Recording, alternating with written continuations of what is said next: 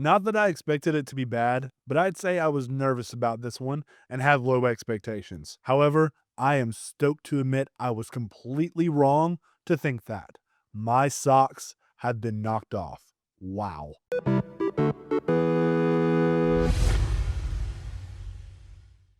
Really phenomenal action sequences that kept excelling not only in their choreography, but also their creativity. I couldn't believe how they maintained the visceral nature of the combat while also keeping each fight fresh and unique. Whether it's location, situation, or weaponry, grenade appreciation anyone? These incredibly well staged and choreographed sequences are crowd pleasing, but also just shockingly well done. I say shockingly, but we need to have high standards for this series and it maintains it. Just when I think this series could grow stale, especially in its action presentation, it does it again and it delivers or over delivers. It's well executed across the board. It's great to have Len Wiseman back. He did a wonderful job emulating the staple series flair while bringing in his own style. I remember a specific shot where I went, yeah, that was cool and new and I dig it. I did read Chad Stahelski helped with some of the action reshoots for a few weeks, but he's the creative guru and said it was a money time thing to help the director and he gave him all the credit.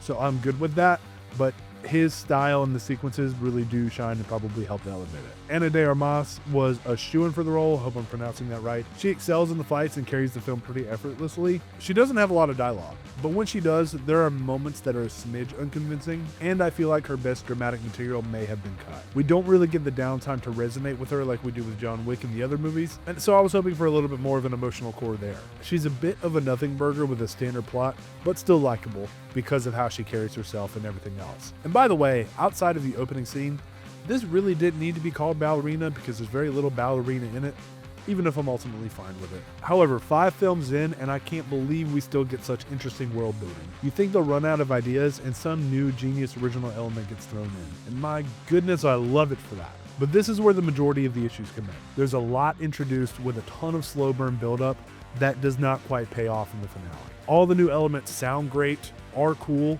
but are thrown to the wayside either for dramatic effect or they're just never explained. And I found that a bit frustrating.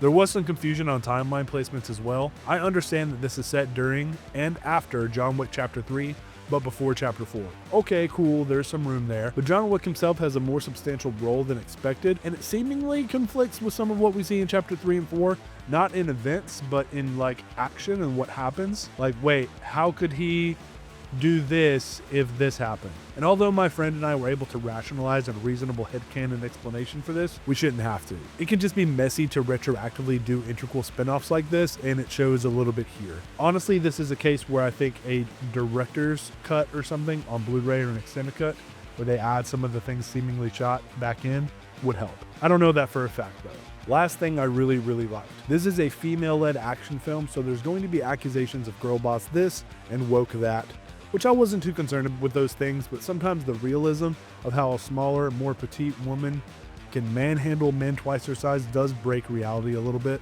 To my surprise, the movie tackles and addresses this head-on quite confidently and appropriately, and never dismisses it outright. In fact, it embraces it, and it's pretty clever in its execution of a female John Wick, who honestly becomes her own type of action hero. Now, character-wise, she's not all that different, so I hope to see more personality explored down the road, but she carves a path for her own brand of fighting and combat in this franchise. And when John Wick shows up, he's John Wick. And he's awesome. Keanu Reeves still excels in the role and he gets some great moments. While I wish some more character depth had been mined and plot lines better explored and resolved, this is the surprise of the year for me so far, and arguably the best action crowd pleaser yet of 2025. It's super well made and entertaining across the board, surprisingly funny, with some of the best action choreography and set pieces you will see. Entertaining nonstop.